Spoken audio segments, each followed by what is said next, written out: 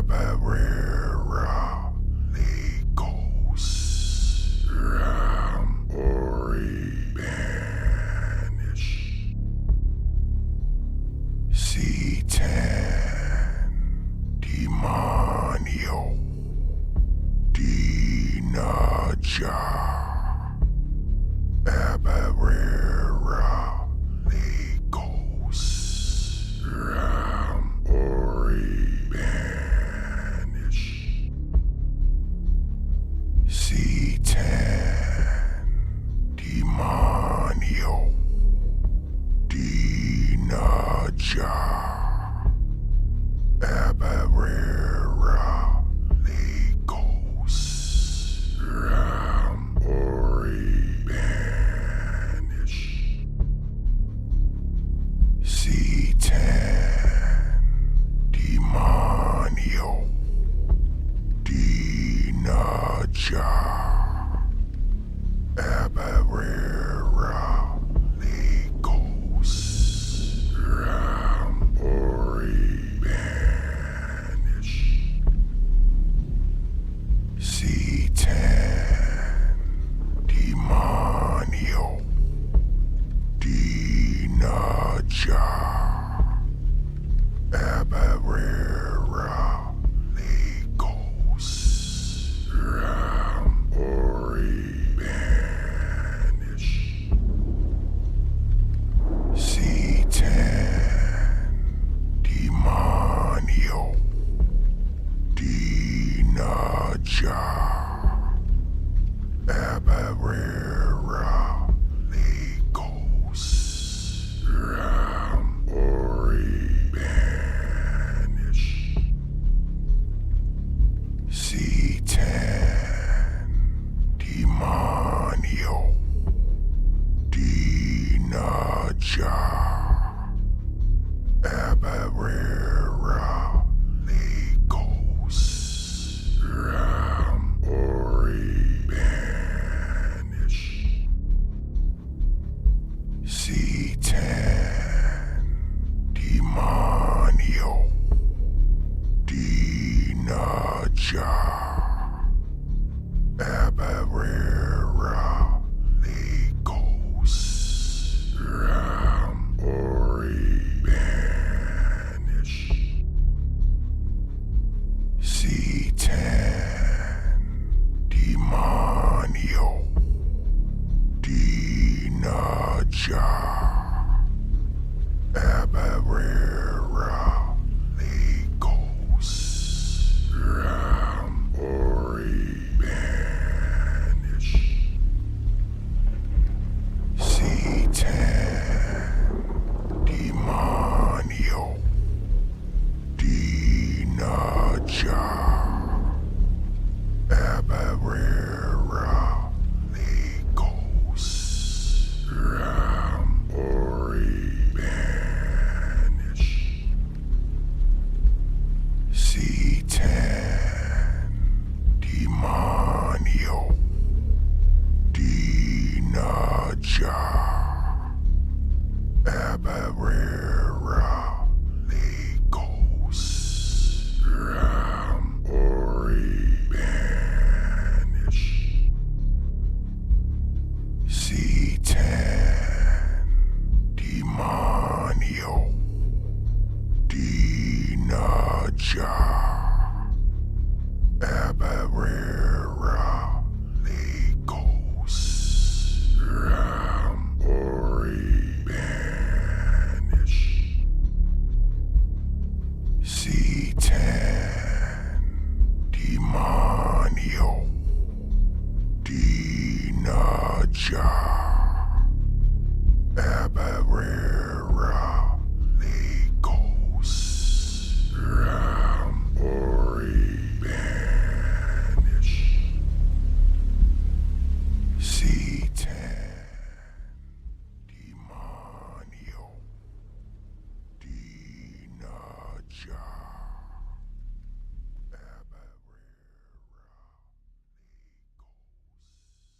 Hello, everyone. Welcome to Satan and Coffee, our Sunday Black Mass. It's good to see everybody. Tree Sap, Phoebe, good to see all of you. Welcome, welcome, welcome. So, one thing I realized today was that the time had just changed for Mystic. And that means Mystic is now 2 hours ahead of me because where I am, the time doesn't change. So that means I'll be able to actually start doing Satan and Coffee at the time that I wanted to do it initially, which was 10 o'clock in the morning my time. So that's going to be kind of like a change there because for Mystic, he's starting at the same time, but for me, there's a 2 hours difference. So I can do it at 10 o'clock my time. I guess would be 11 Central Standard, I suppose. Um, so that's going to be good to be able to do that. I'm sorry about missing last week, guys. Canceling last week's. Bjorn, welcome, welcome, welcome. Sorry about for missing last week's show. It's just I wasn't feeling well, and I figured I need to let myself rest and recuperate and feel better. So, but here we are. Also, like I said in the chat, I'm recording this in vertical. So that should be an interesting kind of thing to see, how that turns out. So I can, instead of taking this horizontal recording and then trying to make it go vertical and just do it vertical off the top, so right now my whole setup is just rather interesting. There's just me everywhere and it's a little disconcerting. But as always, as we always do at the beginning, hail Satan, hail Lilith, hail Lucifer, hail Pyman, hail Baphomet, hail thyself. We reject the Trinity. We reject the baptism of John. We reject the baptism of the Spirit. Welcome, everyone.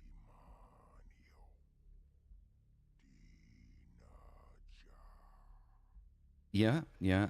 I do try to do that. Generally speaking, like I'm pretty good to go, even if I do get sick. But like my whole body just hurt. Like I was just had some aches and pains and stuff like that. So it's just like, you know what? I don't want to kind of put that energy out there. That just that pain that I was in. I would prefer you guys to see me as I am. So it is good to see everyone. So let's just jump into this, shall we? So let's see here. Um, so we are on page 49, still going through the chapter of Some Evidence of a New Satanic Age. So we're going to be getting this. Our bodies are very fragile. Yes, unfortunately they are. So many churches with some of the largest congregations have the most hand clapping, sensual music, also satanically inspired. After all, the devil has always had the best tunes. Jokingly speaking, this is one of the reasons why, like, when somebody goes to me, you're going to burn in hell. And I'm just like, okay, like, all the cool people are there. If I'm going to go to hell, it doesn't matter to me. All the cool people are in hell. Church picnics, despite all of Aunt Martha's talk about the Lord's bountiful harvest, are nothing more than a good excuse for Sunday gluttony. And everyone knows that lots more than Bible reading goes on in the bushes. Don't threaten me with a good time, right? Exactly. The fundraising adjunct to many church bazaars is commonly known It's a carnival, which used to mean the celebration of the flesh. Now, a carnival is okay because the money goes to the church so that it can preach against the temptations of the devil. It will be said that these things are only pagan devices and ceremonies, that the Christians borrowed them. True, but the pagans revealed in the delights of the flesh and were condemned by the very same people who celebrate their rituals but call them by different names. Carne. Right? Exactly. Priests and ministers are in the front lines of peace demonstrations and lying on railroad tracks in front of trains carrying war materials with as much dedication as their brothers of the cloth from the same seminaries who are blessing the bullets and bombs and fighting men as chaplains in the armed forces. Some must be wrong, someplace. Could it be that Satan is the one qualified to act as accuser? Certainly, they named him that.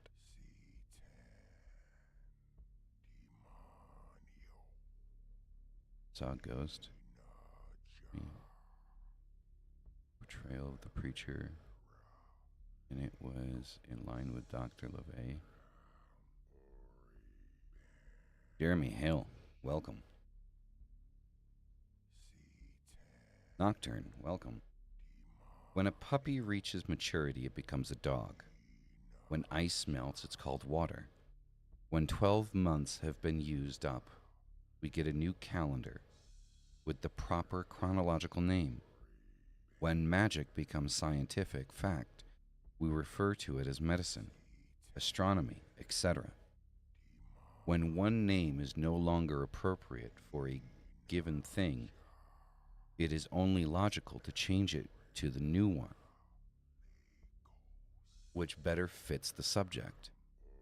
Why then do we not follow suit in the area of religion? Why continue to call a religion the same name when the tenets of that religion no longer fit the original one? Or, if the religion does preach the same things that it always has, but its followers practice nearly none of its teachings, why do they continue to call themselves by the name given to followers of that religion? If you do not believe in what your religion teaches, why continue to support a belief which is contradictory with your feelings? You would never vote for a person who or issue you did not believe in. So why cast your vote for a religion which is not consistent with your convictions? You have no right to complain about a political situation you have voted for or supported in any way, which includes sitting back and complacently agreeing with neighbors who approve the situation. Just because you are too lazy or cowardly to speak your mind. So it is with religious balloting, even if you cannot be aggressively honest about your opinions because of unfavorable consequences from employers, community leaders, etc., you can at least be honest with yourself in the privacy of your own home. And with close friends, you must support the religion which has your best interests at heart. Now, I kind of want to break this part down. And what I want to break down about this part is the aspect of not being honest with oneself. One of the worst things that an occultist can do to themselves is to not be honest with themselves. When their beliefs begin to change, when their beliefs begin to grow and to change, move into something else. For some of us, that happens very often. For some of us, not so much, but it does happen on occasion. that we begin in one place and we begin to move and grow and evolve another place. Again, this falls into the evolution of the mind. Right? We talked about this a couple weeks ago when we discussed these ideas of evolution and human evolution, and how human evolution is different from most other evolutions inside of the animal kingdom.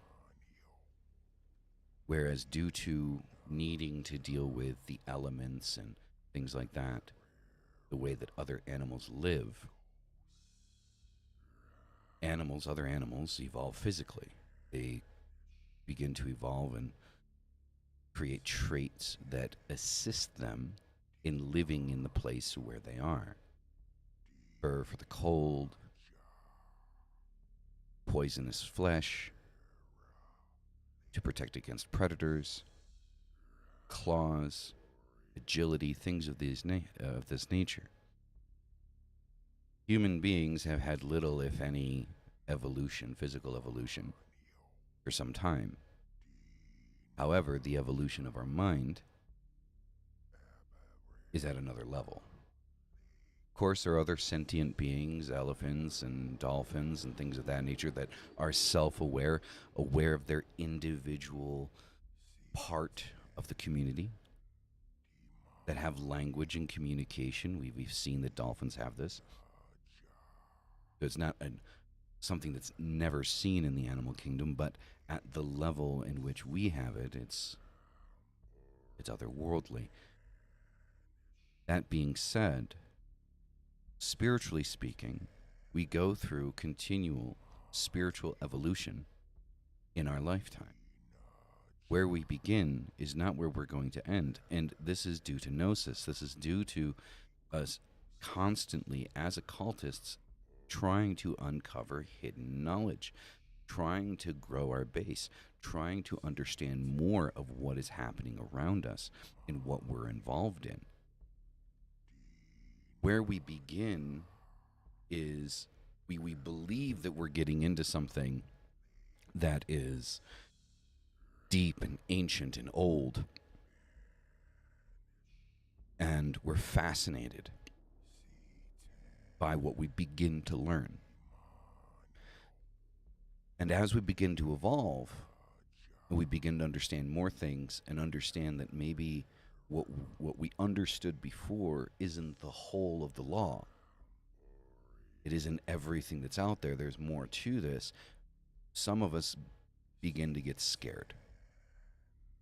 We grow fearful that we made a wrong choice or a wrong decision in believing in what it is that we believe in, whether that be Wicca, Hinduism, or Christianity, or Judaism, or Islam, or demonolatry, whatever the initial base belief that we entered in our life as, and we begin to learn and see new things. We begin to grow, we begin to understand, and then that change is necessary to be able to accept that change. I didn't start my path as a magician, as an occultist, in the left-hand path. I didn't begin there. I began, as many do, at least within my age bracket, in Wicca, is where I kind of started. And I very quickly realized that Wicca did not fit what I believed to be true about humanity, about spirituality, about how to do things.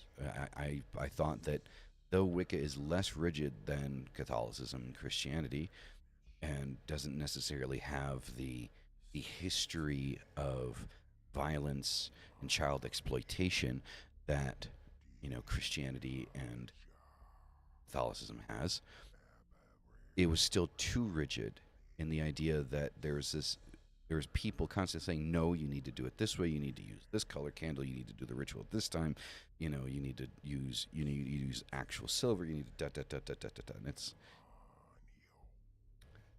it came to a head where I needed to take a breath and say, okay, what am I working with to begin with? And most of the time, I found myself working with what was considered the darker deities within Wicca. And inside that growth, when I discovered the actual history behind Baphomet, I began working with Baphomet. And still at the time, I did not consider myself left hand path when I began working with Baphomet. Baphomet is used repeatedly in many different doctrines and claimed to be a deity or a representation of magic, depending on who you ask, and being claimed as a deity in many different paths, not just the left hand path. Wicca itself claimed Baphomet as a modern representation of Pan, the horned one, which we do know now that that's not true. But back in the early 2000s, late 90s, when I kind of started getting into this heavily, that's what kind of Baphomet was kind of thrown out as. And I always felt like there was something else. There's something more. There was something different. There was something missing. But at the time, my mindset is you have this massive group of people saying that this thing is true. I feel that it's not. I feel that you are wrong, you are mistaken, you are misinformed. But what proof do I have that to tell you, the people that are writing these books, that you are misinforming the public? I felt like I had no right. I had no right to say that because obviously there is a consensus, right? There's a public consensus on the idea. Just like in Christianity and Catholicism, there's a public consensus that God is real, that Jesus is the Son of God, that Jesus is God in the flesh. There's a public consensus. Just because there's a public consensus on it, just because the majority of the people within that sect believe that that thing is real, does not make it real, does not make it true. There may be parts of the truth that are used to make it more believable, but it does not make it wholly true. And so as I began to grow, as I began to kind of develop as a magician, as a cultist, and I stepped away from literature written by man. Again, when I say stepping away from literature written by man, what most people like to jump out to saying is, what, now you think there's something wrong with reading, that we need to listen? There's nothing wrong with reading a book, getting knowledge, gaining that knowledge, and then using what you learn as a way to develop and enhance your practice. There's nothing wrong with that. But there comes a point as an occultist that we need not rely on the things that we ourselves, as humanity, share with each other. That we need to go out into lands that have not been journeyed before and find the truth for ourselves, regardless of what others may tell you, regardless of what others may say. Because there have been naysayers all throughout history. There have been people all throughout history that have told you, you cannot do it this way. You can't do this. You can't do that. Right? Simply put, just in society, right? In society, with the LGBT community, that same-sex marriage is not allowed. It's not permitted. It's an abomination. Of course it's not. We know this. But just because the vast majority of the people at that time believed that this thing was wrong, did it make it wrong? I believe that myself and everyone in this chat and everyone watching this can agree that no, it is not wrong. But if we go simply by the idea put that just because the majority of people say that it's wrong, then it must be wrong and it must be incorrect because there's a consensus on this thing, then our own logic is flawed.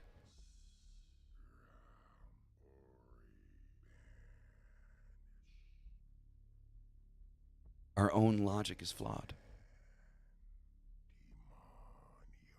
because we want to close and lock the gates on the occult and be the person that has the knowledge that everyone must follow, and that because this book says this way, and at this time it was written at this time, and this many people say that this is true, then it has to be true. But in our own lives, in the history of humanity, we have proven to ourselves time and time again, just because the majority believe that something is correct, it does not mean that it is.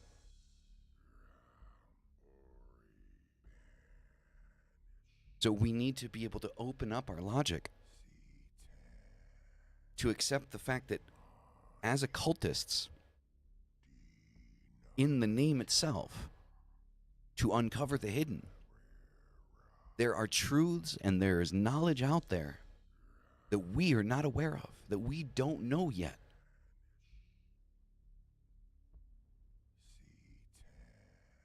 Lilith, hail. Welcome.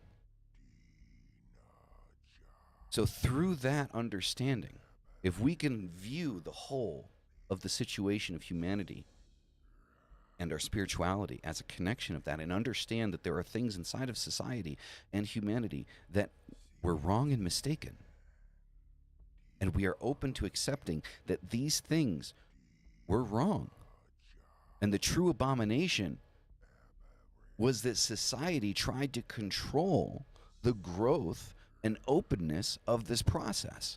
That was the abomination.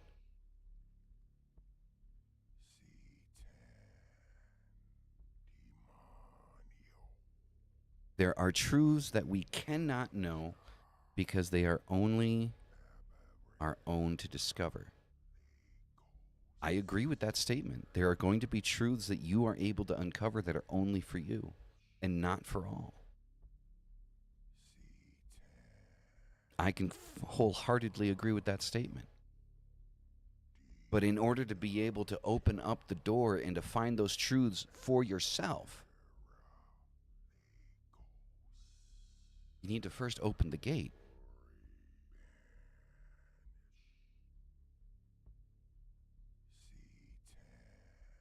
And books being...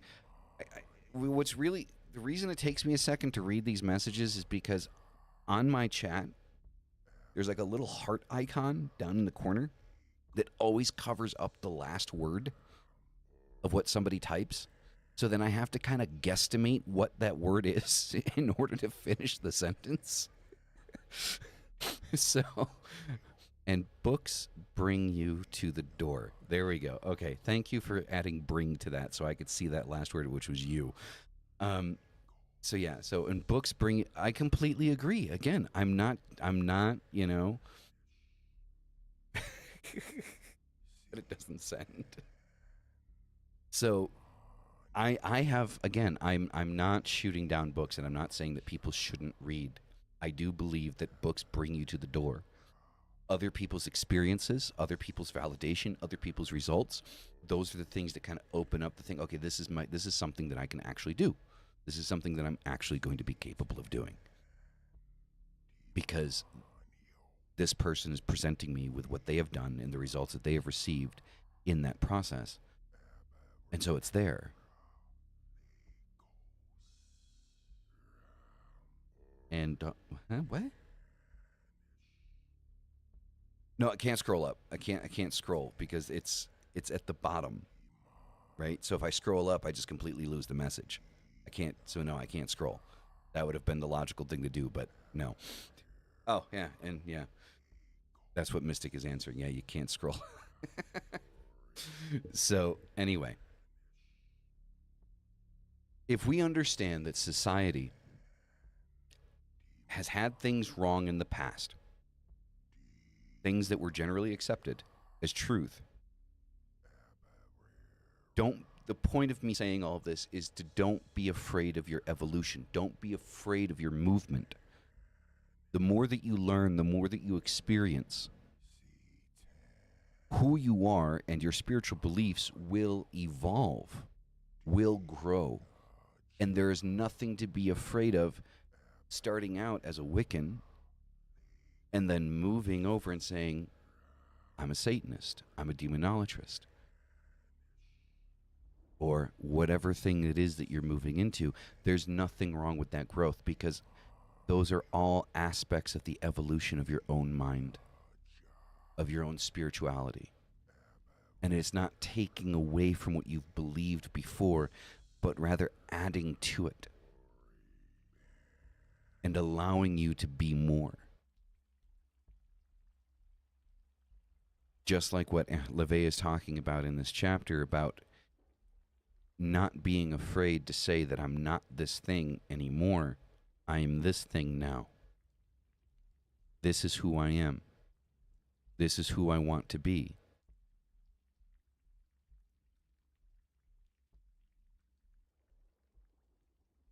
Yes, the book will finally be out this year. The Book of Baphomet, Conversations with the Horned One.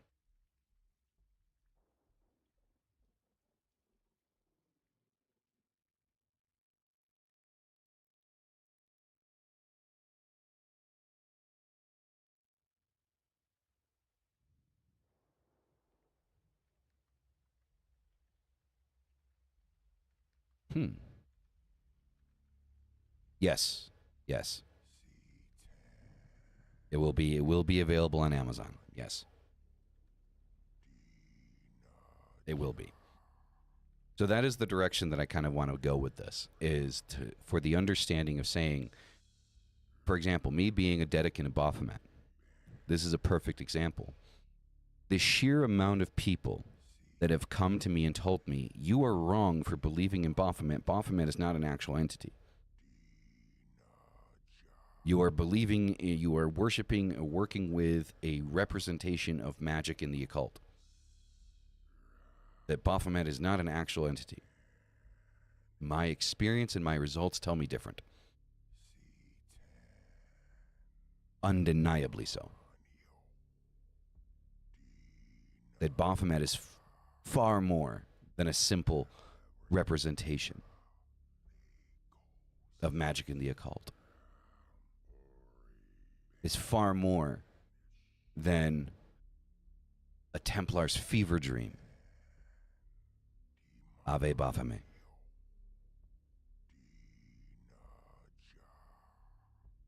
And that is my experience.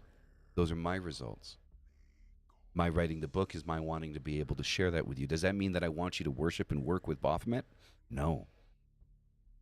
If that is something that you find in your path that you want to be a part of, then do so.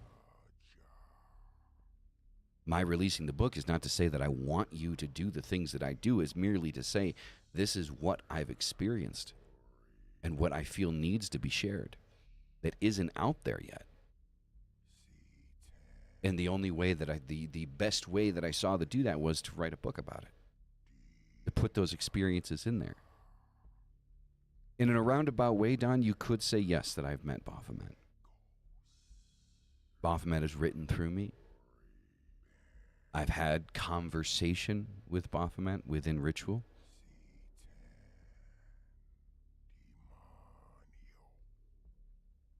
Many could say that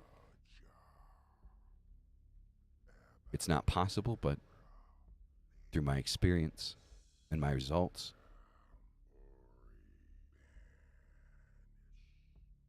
it is far, far beyond that. So, for those that do not believe in Baphomet as an actual entity, then so be it. It's not my place to try to change you. It's not my place to try to convince you otherwise. I wouldn't waste my energy in doing so. And I believe that that is one thing that is the biggest problem inside of the occult today, is that we consistently and perpetually use so much of our energy to try to convince other people that what we're doing is the right thing in the right way to be doing things, instead of really focusing on what it is that we need to be doing for ourselves and not others. Do you truly need the validation of every single person around you that what you're doing is the right way to do things if you're getting results, regardless of what other people think? Do you truly need that validation? Because if you need the validation of other people to tell you that you're doing things correctly, then you truly don't believe that you're doing things correctly, and I think you need to re-examine what it is that you're doing. Too much of gatekeeping comes from a place of control, comes from a place of, well, you need to do the things the way that I do them and how I show you how to do them, which is one of the very specific reasons why I will never show people really in detail how I do ritual. My ritual work is not a step-by-step. It is what I feel I need to do in that moment, and it does change and it does evolve. And it works for me. And just because it works for me does not indicate or guarantee that inherently it's going to work for you. And I don't need anyone's validation in how I do ritual work to say, oh yeah, he does ritual work. That's a great ritual. I don't need to hear that. I know it's a great ritual because it's a great ritual for me. I don't need it to be a great ritual for anyone else.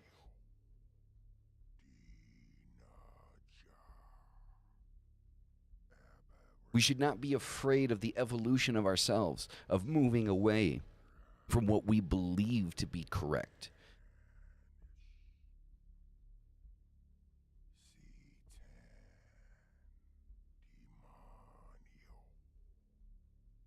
Ave Baphomet. He is real in his dimension. He helps me so often. Love him because he helps me to go my way. Must read your book. Excited and hope I can buy it. Well, thank you very much. And I'm glad that you are working with Baphomet and you have found results that are good for you with working with Baphomet. The entity, the deity of balance, of universal balance, of magical balance. It's perfectly understandable. I didn't catch anything that was incorrect in it. So, no worries. No apology needed. So, though this book was written in the 60s, and this is talking about things that I don't actually think that most churches really do anymore, the point that's being made in this book about this particular subject is extremely important inside of the occult today.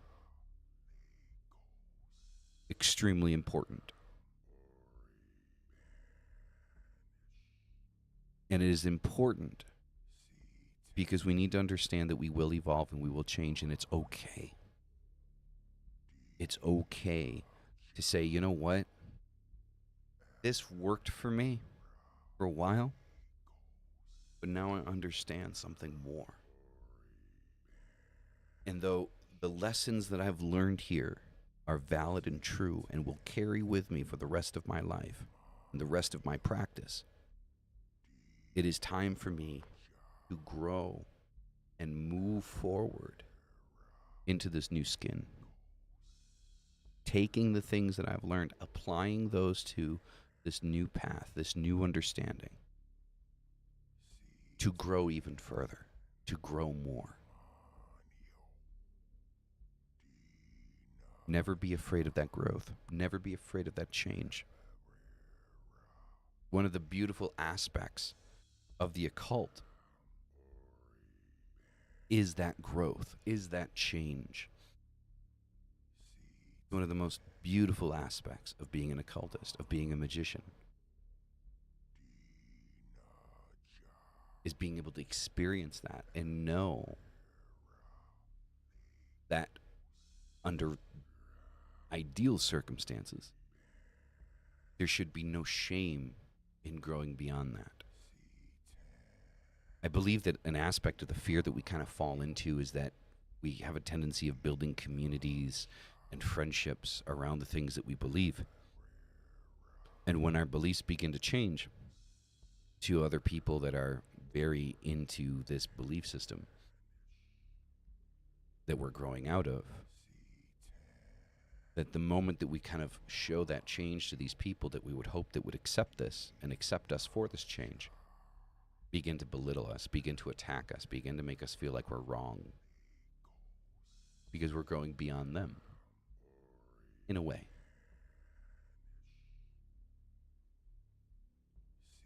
And this is one of the things of the infernal and the demonic that I love working, the reason I love working with them, is because that aspect of old relationships falling away, that no longer suit you, that no longer help you,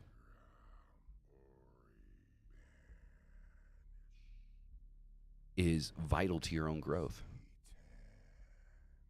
It's a vital aspect of you being able to grow into something more.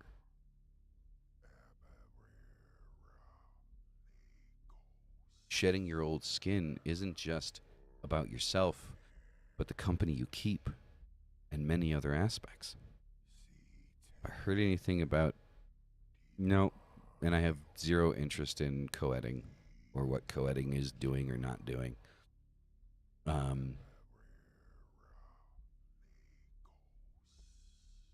I wish him the best, but neither here nor there for me. Mm-hmm. Exactly. Exactly. Well put, Nocturne. Continue reading.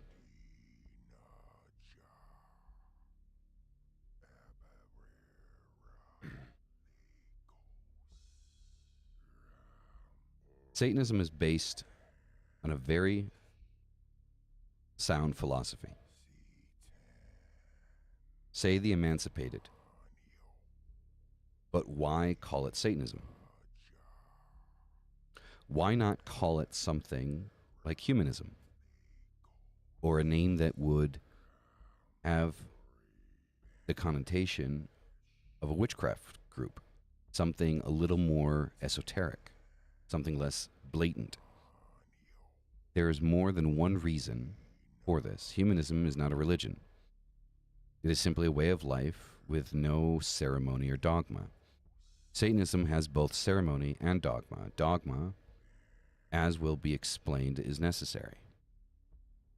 Satanism differs greatly from all other so-called white light, white witchcraft, or magical groups in the world today. These self-righteous and religions protest that their members use their powers of magic only for altruistic purposes. Satanists look with disdain upon white witchcraft groups because they feel that altruism is sinning on the layaway plan. It is unnatural not to have the desire to gain things for yourself. Satanism represents a form of controlled selfishness. This does not mean that you never do anything for anyone else. If you do something to make someone for whom you care happy, his happiness will give you a sense of gratification. Satanism advocates practicing a modified form of the golden rule. Our interpretation of this rule is do unto others as they do unto you.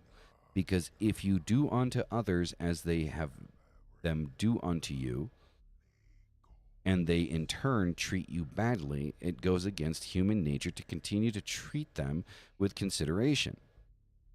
You should do unto others as you would have them do unto you. But if your courtesy is not returned, they should be treated with the wrath they deserve. And I fully agree with this statement. Treat others how they treat you. Don't treat others how you want to be treated.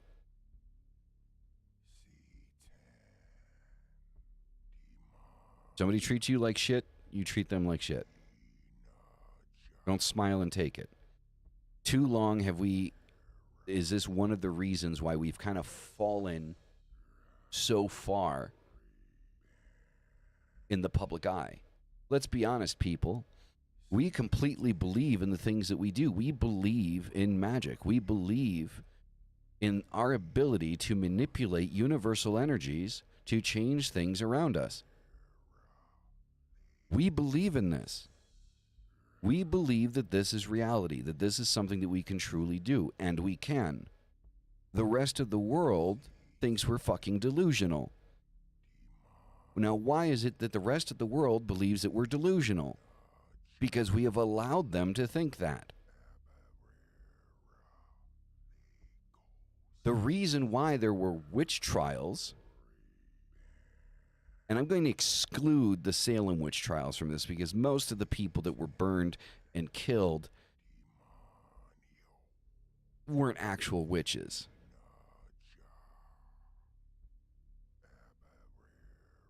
Treat them with their wrath you care to deliver, with the wrath that you care to deliver. Yeah. Fuck the rest of the world. Yeah, I completely agree. I'm just not going to spend energy to be raffled as somebody that's disparaged me. I'm moving on. Exactly. But there are going to be situations where certain people are going to kind of come back, right? Is it always better to move on? True. It could probably be better to move on, but that doesn't mean that necessarily if you have the opportunity not to be the hand of karma yourself. It's not for everybody. You choose to walk away, that's your choice. So that's the beautiful thing about Satanism is just because you can do something doesn't mean that you have to, but just because you don't have to doesn't mean you skip over the opportunity. It's personal choice.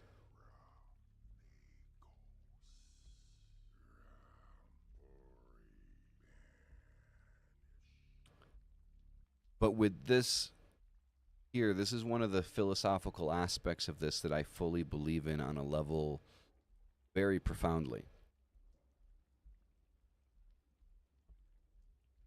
That's the change. So, too long have we allowed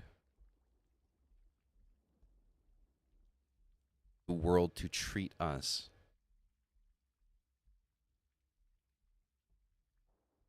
like a group of people that believe in fairy tales.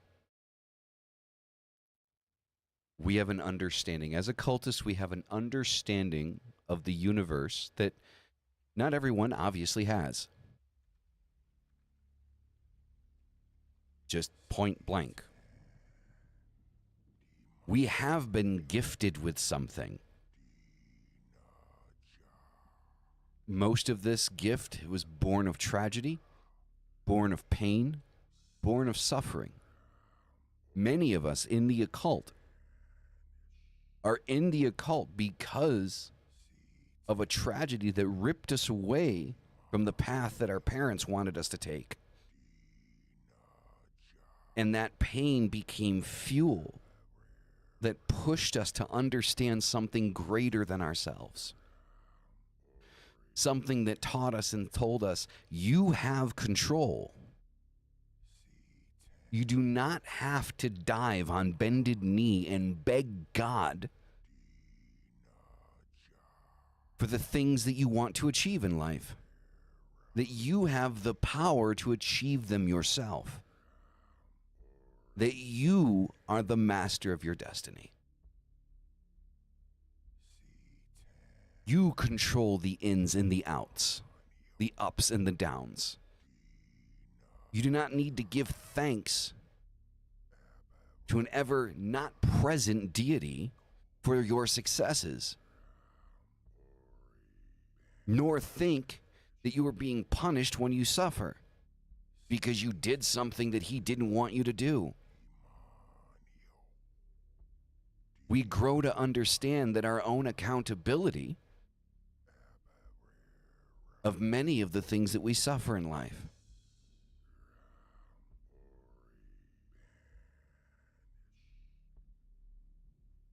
Thanks for stopping in, Mystic. You have a good one.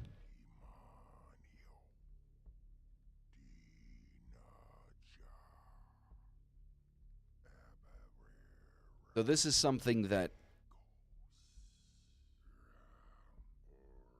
most other faiths, religions, paths kind of gloss over is consequence. Everything has consequence. And again, I've talked about this many times, and I'll repeat this again. When we talk about consequence, we're not necessarily talking about negative consequences. Consequence can be positive or negative. Consequence generally has a bad rap as a word.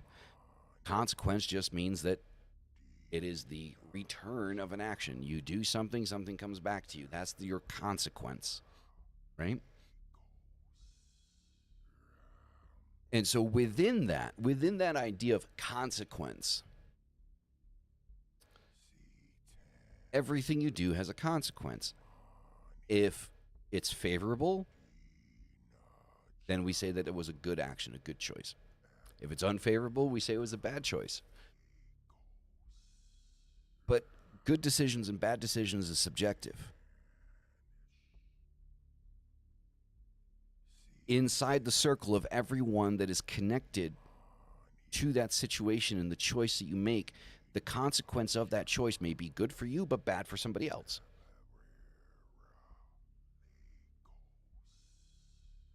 Or good for someone else and bad for you.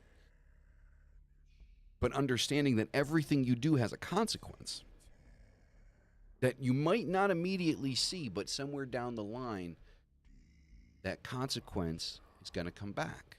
It's a consequence, it's something you're going to have to deal with.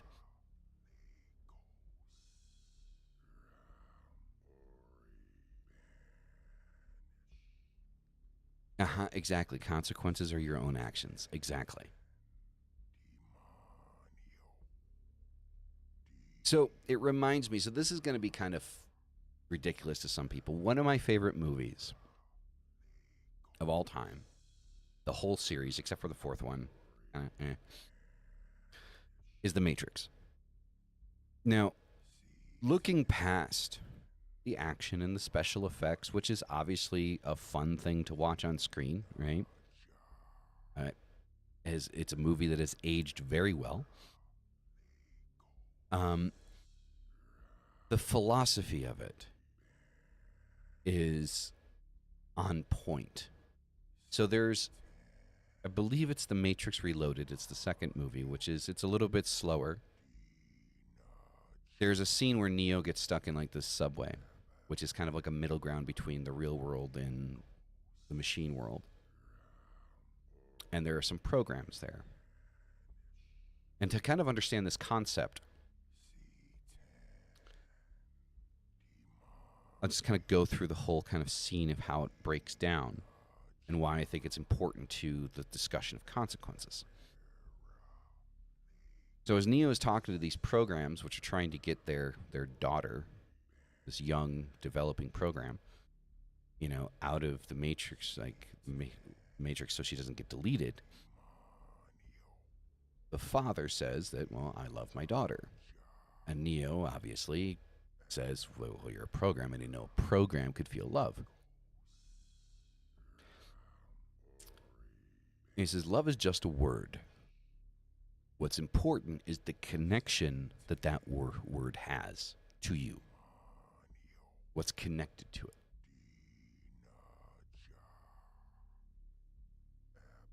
Right? And if we want to break that down and give more examples of why that is the way it is, we'll think about how many times in a day. I need to watch them again. They're amazing. I love them. I just actually watched all 4 of them like a couple weeks ago. Like I just went down the line in like one day and I watched all four movies. And so if we think about the word love, think about how many times in a day you say I love you to someone. Say I love you to your mother. Say I love you to your partner. You say I love you to your brother. You say I love you to your sister. You say I love you to your best friend. I tell Mystic all the time that I love him. Right? I tell my son every day that I love him. What's important is so that's the same word being used across the board, but the connection is different. Therefore, the meaning of the word love changes. Right? Because the connection changes. So the meaning, the exact meaning, changes ever so slightly depending on who I'm saying it to. I love hamburgers, but I would never kiss one. The connection changes. Because it's just a word. So moving forward, the next thing that he talks about, or that's said, is when they're getting on the train, is that he and his wife are not going to be with his child.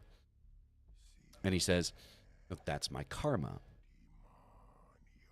And then Neo again says, You believe in karma? And he says, no, karma is just a word.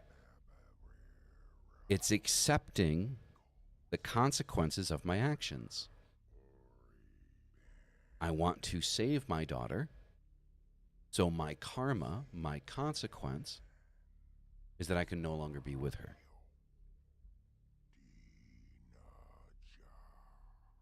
So if we begin to understand and look at the world around us, consequence is just a word. But it's to better help us understand the accountability that we must have for the things we do, good or bad. And if those consequences not only negatively affect us, but negatively affect others. If we do something, do we want to negatively affect someone else? Because even if we do something and we get what we want out of that situation, and we end up hurting someone else in the process that we don't want to hurt, then where are we? And I think a lot of people misunderstand the Satanic Bible when they go through it. It is not a doctrine to sit here and tell you do it or the fuck you want, whatever happens is whatever. But it's to make you self-aware of the things you're doing. And how that not only affects you, but affects other people that you might not want to affect. Like, we're not going to eternally kind of check down the train line here, right? And see who it might affect that we don't even know. But just like it says up here, this does not mean that you never do anything for anyone else. If you do something to make someone for whom you care happy, his happiness will give you a sense of gratification.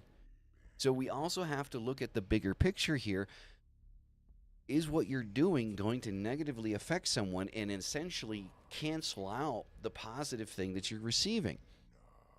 What's the point of this? The point of talking about consequence. Consequence is a word. Self-responsibility and accountability is the most important aspect of the left-hand path.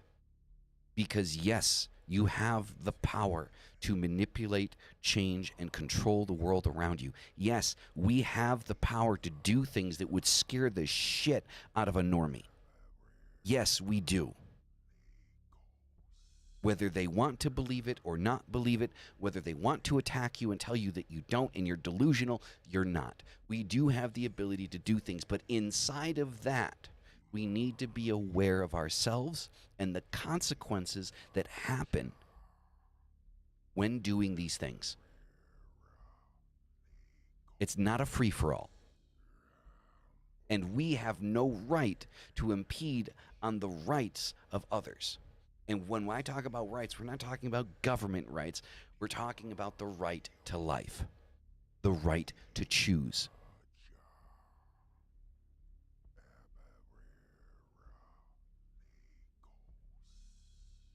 We are not above the universe.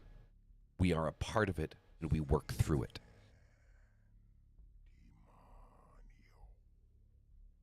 So, that being said, that is going to be the whole of today's Mass. I think what Don said, Don, you said something that I wanted to read.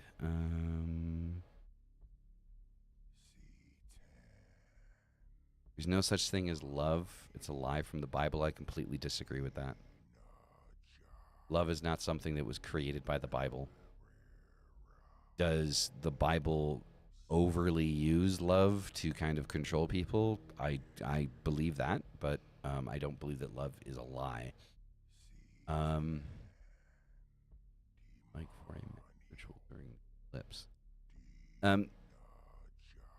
So that's doing rituals. That was a comment that I actually wanted to look at.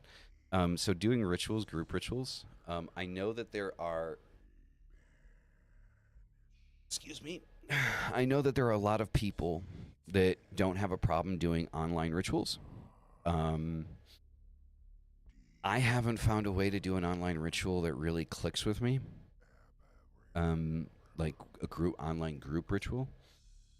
I would definitely say that if you know of anyone that is local to you like, or anyone that's willing to kind of get together, and if you want to do kind of like a, a mass ritual with you and yours, I would definitely say go for it. Um,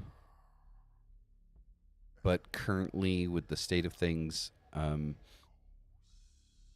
it's going to be a while before we can kind of actually get everyone together in one spot, right? Eventually, yes, I do want to um, kind of create kind of like a apocrypha con.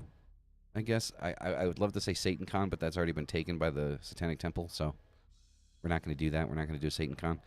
But I would like to actually do kind of like an apocrypha con and kind of get people from the community, from Satan and Coffee and Apocrypha, together. If you got something to sell, you can sell it. We can invite the public into it.